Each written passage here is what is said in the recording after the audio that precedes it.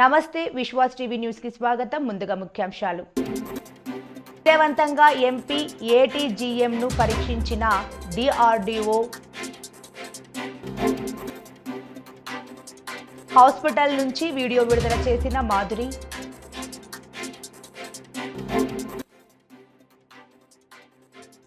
వైఎస్ఆర్సీపీ నేతలే టార్గెట్ గా టీడీపీ కక్ష సాధింపు. పెర్ని నాని.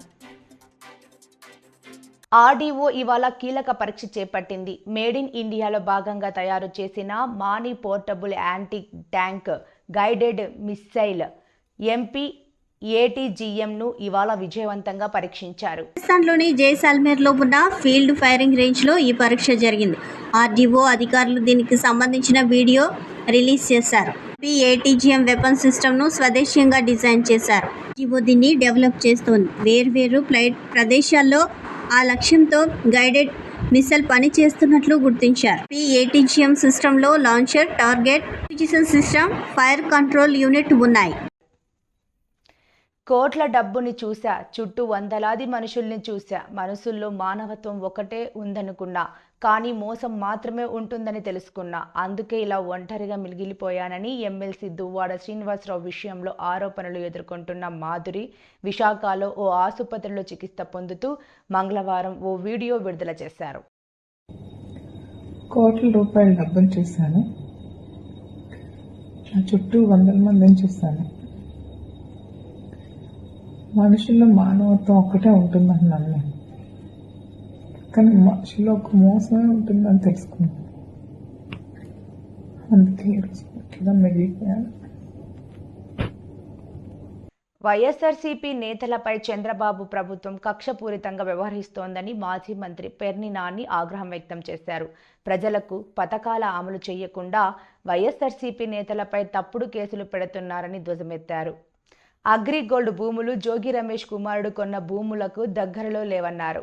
2022లో పేపర్ ప్రకటన జోగి రమేష్ ఇచ్చారు. ఆయన దగ్గర స్థలం కొన్నప్పుడు కూడా వాళ్ళు కూడా పేపర్ ప్రకటన ఇచ్చారు.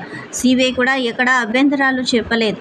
ఆగస్టు 2న ఏసీబీ ఎఫ్ఐఆర్ నమోదు చేసింది. చంద్రబాబుపై జోగి రమేష్ గట్టిగా మాట్లాడారు కాబట్టే కక్ష కడుపులో పెట్టుకుని ఆయన కొడుకుపై అక్రమ కేసులు పెట్టారు అని పేర్ని నాని మండిపడ్డారు. 175 నియోజకవర్గాల్లో అందరినీ జైల్లో వేసిన పోరాటం ఆపం. టీడీపీ చేసే తప్పులపై పోరాటం చేస్తాం. 2029లో టీడీపీని కూలగొట్టేందుకు కావలసిన పోరాటం చేస్తాం. పొలం అమ్మిన వారు ముద్దాయిలుగా లేరు. అమ్మిన వాళ్ళు చంద్రబాబు చుట్టాలై ఉంటారు. అరెస్టులు చేసి తప్పుడు కేసులు పెట్టి మానసిక ఆనందం పొందుతున్నారు. రెడ్ బుక్ లో ఎవరెవరి పేర్లు ఉన్నాయో వాళ్ళను వేధిస్తూ ఉన్నారు. ఒకే సంఘటనకు 2 కేసులు పెట్టారు. మానసిక ఆనందం తాత్కాలికమని పేర్ని నాని దుయ్యబట్టారు. లోపల ఏమని చెప్తున్నారు, ఉరేసుకుంటామని చెప్తున్నారు కదా రమేష్ గారు. నిజంగా ఇది తప్పే అని కనుక నిరూపిస్తే ఖచ్చితంగా మేము ఉండమని చెప్తున్నాడు ఆయన. ఈ పాపాలకు అంతం లేదు. ఖచ్చితంగా ఈ పాపాలని పటాపంచలు చేసేదానికి అందరం పోరాడతాం.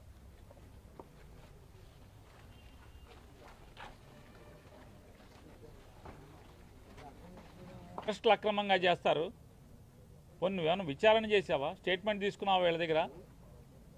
ఇంత పద్ధతిగా అంటే లీగాలిటీ ఎక్కడా మిస్ అవ్వకుండా, లీగల్ ప్రొసీజర్ ఎక్కడా మిస్ అవ్వకుండా చట్టరీత్యా లేదా మనీ ట్రాన్స్ఫర్ చేసి కొన్ని ఏమన్నా డబ్బులు అకౌంట్ ట్రాన్స్ఫర్ చేయకుండా కొన్నారా? డబ్బులు ఇచ్చేప్పుడు కానీ లేదా పేపర్ అడ్వర్టైజ్మెంట్ ఇవ్వకుండా కొన్నారా? పోనీ ఆనుకుని పోనీ ఏమన్నా నంబర్లు మార్చేసారంటకి చంద్రబాబు నాయుడు ప్రభుత్వం ఇచ్చినటువంటి అగ్రిగోల్డ్ ఆస్తులకి అన్న సరిహద్దులు చేస్తుందా? అసలు సంబంధం లేదు. అగ్రిగోల్డ్ ఆస్తులకి జోగి రమేష్ గారు వాళ్ళు కొనుక్కున్న ఆస్తికి అసలు సంబంధమే లేదు కదా.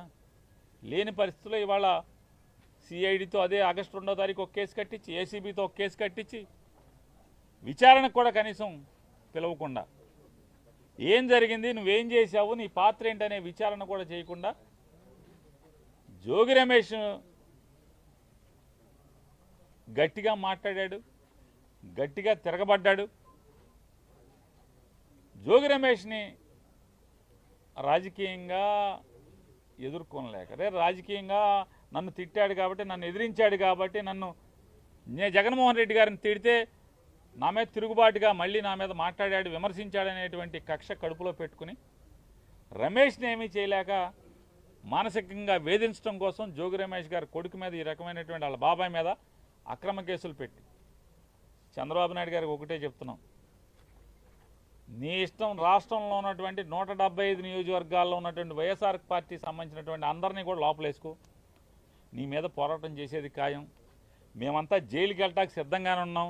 నీ తప్పుడు కేసుల్లో అక్రమ అరెస్టులో ప్రతి ఒక్కళ్ళం కూడా వైఎస్ఆర్ కాంగ్రెస్ పార్టీ జెండా మోసే ప్రతి చిన్న కార్యకర్త దగ్గర నుంచి కూడా జగన్మోహన్ రెడ్డి గారి దాకా అంతా సిద్ధంగా ఉన్నాం. నీ చేతనైంది నువ్వు చేసుకో.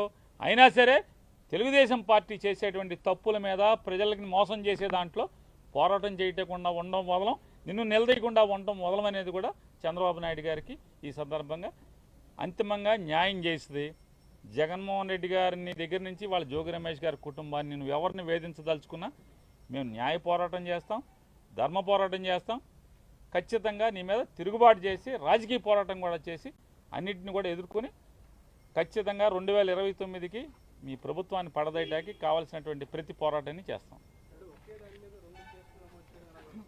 ప్రియా అలియాస్ చిన్ని చేస్తున్న ఆరోపణల్లో వాస్తవాలు, నన్ను మోసం చేసి 6 లక్షల రూపాయలు కాజేశారు. కాకినాడ 1 టౌన్ పోలీస్ స్టేషన్లో కేసు కూడా నమోదు అయింది.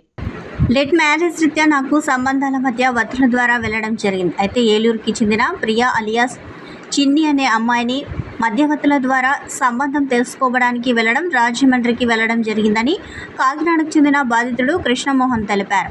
కాకినాడ తన నివాసంలో పాత్రికేయులతో మాట్లాడుతూ ఏలూరుకి చెందిన చిన్ని అలియాస్ ప్రియా వాళ్ళ కుటుంబ సభ్యులు, వాళ్ళ నాన్న అన్ని విధాల వారికి నచ్చిన బట్టలు, బంగారం, ఆభరణాలు, సెల్ ఫోన్, వాళ్లకు కావలసిన అన్ని సౌకర్యాలు నా డబ్బుతో సమర్పించుకొని నన్ను మోసం చేశారు. వీరిపై ఆరా తీయగా వీరు పచ్చి మోసగాళ్ళని, ప్రియా అనే అమ్మాయి గతంలో 3 పెళ్లిళ్లు చేసుకుందని నాకు తెలిసి 1 టౌన్ పోలీస్ స్టేషన్లో అన్ని విచారించి ఎఫ్ఐఆర్ కూడా నమోదు చేయడం జరిగిందని తెలిపారు. చాలా మంది వీరి ద్వారా ఇబ్బందులు పడుతున్నారని, నాలా ఎవరు ఇబ్బందులు పడకూడదని ఈరోజు ప్రెస్ మీట్ ద్వారా తెలియపరచడం జరిగిందని తెలిపారు. నమస్కారం అండి.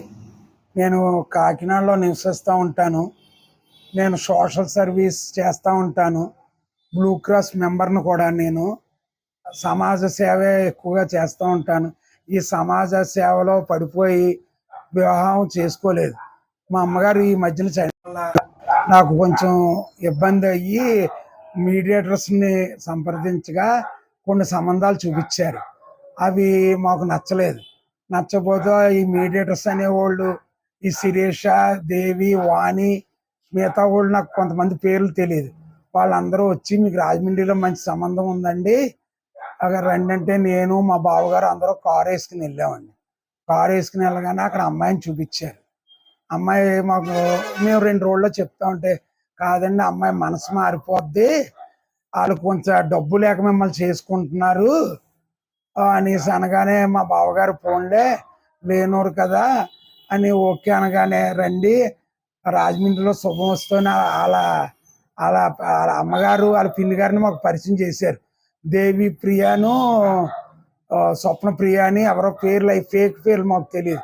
వాళ్ళే మా కారులో వచ్చి శుభమస్తు రాజమండ్రి ఆర్టీసీ కాంప్లెక్స్ ఎదురుగుండా పట్టు చీరలు 25,000 రూపాయల చీరలు, వడ్డానాలు వాళ్ళకి కావాల్సినవన్నీ తీసుకున్నారండి. అక్కడ వీడియోలో ఎవిడెన్స్లు ఉన్న వాళ్ళందరూ వచ్చినట్టు. బయటికి రాగానే ఈ సత్యదేవి అన్నావిడ ఏమంటే ఎంగేజ్మెంట్ చేసేస్తాం, ఓ 15,000 రూపాయలు ఇవ్వండి అంటే ఎవరో మనిషిని తెప్పించి 15,000 ఇవ్వగానే వీళ్ళు పూలదండలు, స్వీట్స్, ఫోటోగ్రాఫర్లు అందరినీ రప్పించారండి. మేము ఆలోచిస్తా ఉన్నా మాకు అర్రీ బుర్రీగా కంగారు పెట్టేసి, అమ్మాయి మిమ్మల్ని ఇష్టపడుతుందండి, వాళ్ళు వచ్చారు మీకోసం అనేసి అప్పుడప్పుడు తోంబోలాలు ఇప్పించేసి, అమ్మాయి నోట్లో స్వీట్లు పెట్టించేసి, పూలదండలు మార్పిచ్చేసి అన్ని రకాలు చేయించేశారండి. చేయించేసాక మీరు 2 రోజుల్లో మీ ఇంటికి వస్తామండి అని చెప్పి ఆ రోజున అక్కడ ఉండగానే మాకు కొంత డబ్బు కావాలని అడిగారు. మేము ఆలోచించుకుంటా ఉన్నారు. మళ్ళా మొన్నాడు మా ఇంటికి వచ్చారు వాళ్ళు. వచ్చామండి అమ్మాయి ముందు మాట్లాడడం బాగోదు కదా, అక్కడ మీడియేటర్స్ ఉన్నారు, ఇలాగ 2 లక్షల రూపాయలు మాకు అప్పులు ఉన్నాయి, మీరు ఆ అప్పులు తీర్చండి లేదా మా పెళ్లి చేసేటప్పుడు మాకు ఇబ్బంది పెడతారు అని చెప్పడంతో నేను కొద్దిగా ఈ మధ్యన ఫైనాన్స్ వ్యాపారం కూడా చేస్తున్నానండి. దానివల్ల మా ఇంట్లో క్యాష్ ఉంటుంది ఎప్పుడు 2-3 లక్షలు. ఆ 2 లక్షలు కూడా వెంటనే ఇచ్చాను. మా వీడియో ఫుటేజ్లో కూడా పడి ఉంటుంది. కానీ మాది వీడియో ఫుటేజ్ 15 రోజులే ప్యాకప్ ఉంటుంది. నేను వీళ్ళు ఇలాంటి మనుషులన్నీ ప్యాకప్ చేయించలేదు. 2 లక్షలు ఇచ్చినట్టు మాత్రం ఫోటో తీశాను. అది తీయగానే వాళ్ళు సరేనని వెళ్ళారు. ఆ రెండో రోజు అమ్మాయి ఫోన్ చేసి, ఏమండి మా అమ్మగారి ఫోన్లో వస్తామని మాట్లాడడం బాగోదు, నేను ఫోన్ కొనుక్కుంటానండి అంటే, సరే అంటే మేము ఇక్కడ ఉండవండి, ఏలూరులో ఉంటాం, పంపించండి అంటే ఫోన్పే చేయమంటేనేమో అంత డబ్బు లేదని 8,000 ఫోన్పే చేసి మా ఫ్రెండ్ అయిన చలపతిలో 24,000 పంపించానండి. అతను స్థానికంగానే ఉంటాడు.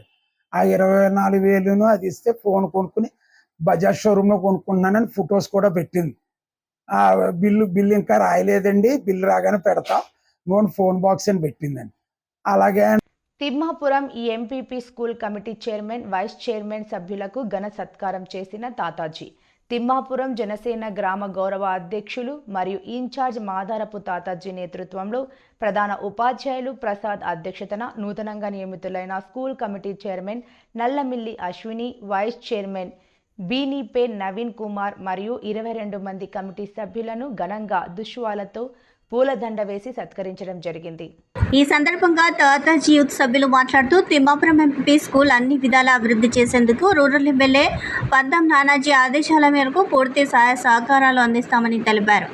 ఎమ్మెల్యే ఆదేశాలతో కమిటీని ఏర్పాటు చేయడం జరిగిందని తెలియజేశారు. కూటమి ప్రభుత్వంలో పాఠశాలలు మరింత అభివృద్ధి చెందుతాయని, వైద్యం, విద్య ప్రధాన అంశంగా ముందుకు వెళతామని, అభివృద్ధి దిశగా ముఖ్యమంత్రి పని చేస్తామని, మంచి విద్యకే ముఖ్యమంత్రి చంద్రబాబు నాయుడు, ఉప ముఖ్యమంత్రి కొణిదెల పవన్ కళ్యాణ్ మరియు విద్యాశాఖ మంత్రి నారా లోకేష్ బాబు సహాయ సహకారాలతో రాష్ట్రం మరింత అభివృద్ధి చెందుతుందని తెలియజేశారు. జరుగుతుంది. ఈయన కూడా ప్రజాసేవలోనే ఎప్పుడు కూడా ఉంటారు కాబట్టి ఇలాంటి కార్యక్రమాలు మరెన్నో ముందు చేస్తూ ప్రజలకు చేరువలో ఉంటామని నమస్కారం అందరికీ చెప్పుకుంటాం. జై జనసేన. అందరికీ నమస్కారం. మన తిమ్మాపురం గ్రామంలో ఉన్నటువంటి ఎంపీపీ హై స్కూల్కి చైర్మన్ అలాగే వైస్ చైర్మన్ని వేయించమని మన పంతం నానాజీ గారు ఆదేశాల మేరకు మన మాధవరపు తాతాజీ గారి ఆధ్వర్యంలో జనసేన గౌరవ అధ్యక్షులు మన తిమ్మాపురం గ్రామం ఇన్ఛార్జ్ అయిన మాధవరపు తాతాజీ గారి ఆధ్వర్యంలో ఈ యొక్క చైర్మన్గా మన నల్లమిల్లి అశ్విని గారిని అలాగే వైస్ చైర్మన్ గా మన బినిపే నవీన్ కుమార్ గారిని ఎన్నుకోవడం జరిగింది. అలాగే 22 మొత్తం 24కి ఎంచుకోగా 22 మంది మెంబర్ల కొంత కూడా ఈ యొక్క పాఠశాలకి ఎంచుకోవడం జరిగింది. వీళ్ళందరూ కూడా ప్రతి ఒక్కరూ కూడా మేము మా వంతు మీకు ఎటువంటి సహాయ సహకారాలు స్కూల్కి ఏం కావాలన్నా సరే మీరు ఎప్పుడు పిలిచినా వస్తామని చెప్పేసి ముందుకు వచ్చి పిల్లల భవిష్యత్తు కోసం ఎంతో పాటుపడుతూ ఉంటామని చెప్పేసి మీరు పలానా ఏ పని చెప్పినా మేడం మేము చేస్తాం అని చెప్పగా తాతాజీ గారు వాళ్ళందరినీ కూడా నిలబెట్టి ఇక్కడ మీరు ఉండండి నెంబర్ల కింద, మీరు ఉండండి చైర్మన్గా, మీరు ఉండండి అని చెప్పేసి తెలియజేయడం జరిగింది. ఈ యొక్క కార్యక్రమానికి మన హెచ్ఎం గారు కూడా మనకి ఎంతో కృషిని అందించారు. వారికి కూడా మా హృదయపూర్వక నమస్కారాలు తెలియజేసుకుంటున్నాం. అలాగే ప్రతి ఒక్కరికి కూడా చెప్తున్నాం, మన జనసేన పార్టీ నుంచి మన కూటమి అభ్యర్థి అయిన మన పంతం నానాజీ గారు ఒకటే చెప్తున్నారు, పాఠశాలలో కానీ మన ప్రభుత్వం తరపున ఏం వచ్చినా ఏ నిధులు కావాలన్నా నేను అందజేస్తాను, మీరు ముందుండి నడిపించండి అని ప్రతి ఒక్కరికి కూడా కోరడం జరుగుతుంది. అలాగే అదే విధంగా ఆగస్టు 15న కాకినాడలో 5 అన్నా క్యాంటీన్లో ప్రారంభించడం జరుగుతుందని కాకినాడ సిటీ ఎమ్మెల్యే వనమాడి కొండాబాబు పేర్కొన్నారు. అన్నా క్యాంటీన్ ద్వారా పేదవాడికి రుచికరమైన భోజనం అందించడం జరుగుతుందని కాకినాడ సిటీ ఎమ్మెల్యే వనమాడి కొండబాబు పేర్కొన్నారు. సోమవారం కాకినాడ అన్నంఘాటి సెంటర్ వద్ద అన్నా క్యాంటీన్ పరిశీలించారు. ఈ సందర్భంగా ఆయన మాట్లాడుతూ నగరంలో 5 ప్రాంతాల్లో అన్నా క్యాంటీన్లు ఆగస్టు 15 నుంచి ప్రారంభించడం జరుగుతుందని అన్నారు. గత వైసీపీ ప్రభుత్వం అన్నా క్యాంటీన్ రద్దు చేయడం వల్ల పేద ప్రజలకు 5 రూపాయలకే రుచికరమైన భోజనం లేకపోవడం వల్ల ఇబ్బందులు పడ్డారని అన్నారు. గత ప్రభుత్వాల్లో అన్నా క్యాంటీన్లను పాలకులు ఉపయోగించుకోవడం జరిగిందని అన్నారు. కూటమి ప్రభుత్వంలో ప్రజలకు సంక్షేమ పాలన అందించడం జరుగుతుందని అన్నారు. ఈ కార్యక్రమంలో పాలికనాని, గెడ్డం పూర్ణ చంద్రశేఖర్, కార్పొరేషన్ అధికారులు పాల్గొన్నారు.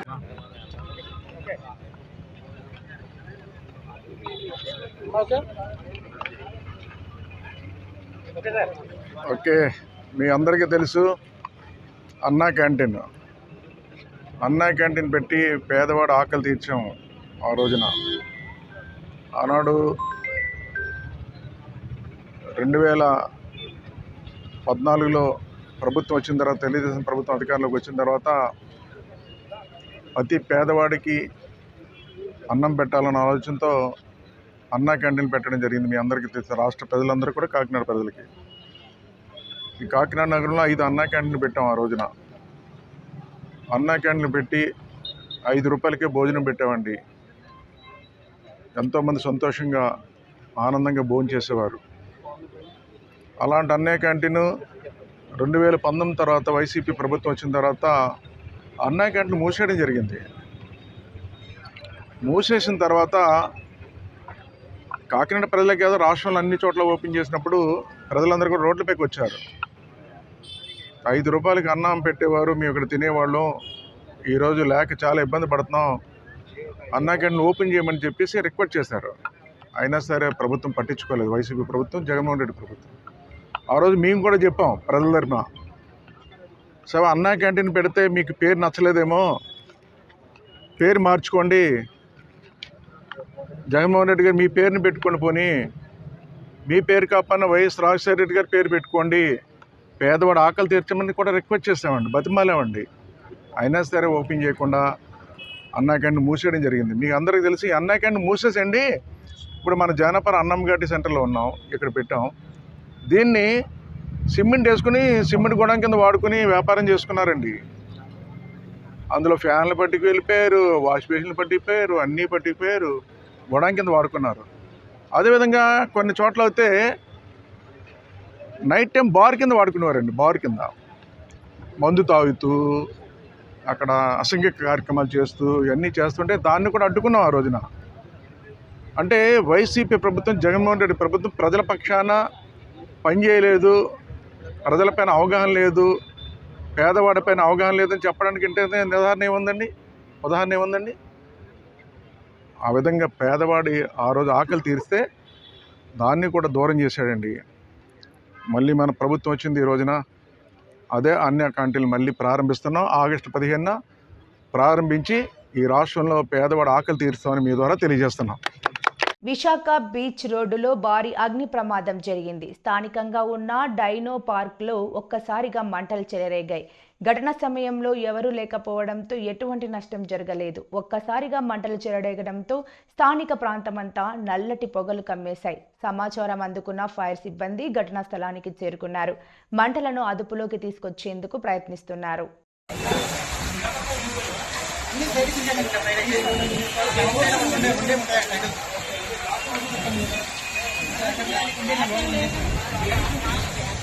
ప్యారిస్ ఒలింపిక్స్లో కాంస్యం కొల్లగొట్టిన భారత హాకీ జట్టు నేడు స్వదేశానికి తిరిగొచ్చింది.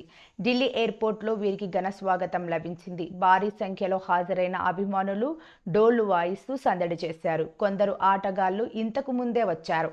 పిఆర్ శ్రీజేష్, అభిషేక్, అమిత్, రోహిదాస్, సంజయ్తో కూడిన రెండో బ్యాచ్ ఒలింపిక్స్ ముగింపు వేడుకల తర్వాత భారత్ చేరుకుంది. వార్తలు ముగించే ముందు ముఖ్యాంశాలు మరోసారి. విజయవంతంగా ఎంపీ ఏటీజీఎంను పరీక్షించిన డిఆర్డీఓ. హాస్పిటల్ నుంచి వీడియో విడుదల చేసిన మాధురి.